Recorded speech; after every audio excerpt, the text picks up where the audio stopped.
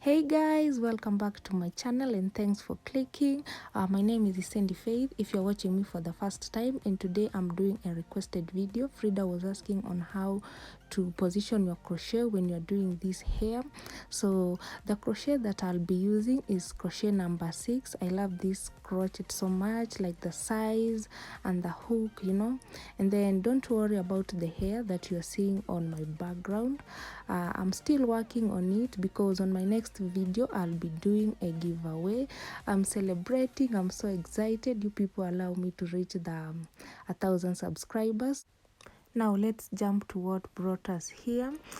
This is the oil that I'm going to use on my palm because this hair is kind of rough, and the kinky hair that I'm using is from Darling, but there is another company that is called Angels, so I prefer Darling.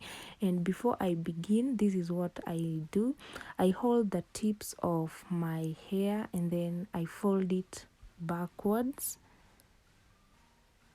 and then I'll have my crochet facing upwards before it goes in the hair, before it goes through the hair. And when I'm pulling it backwards, I'll have to pick some hair from the other side as the crochet facing downwards, and then my thumb, as you can see, it is helping me to twist the hair as I go to and fro picking the hair.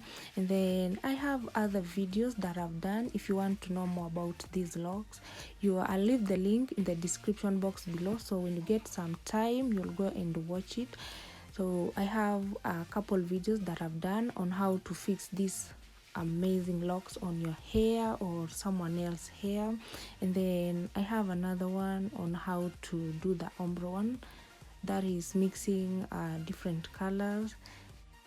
Now I'll let you continue watching this video up to the end, and I hope you'll find it helpful.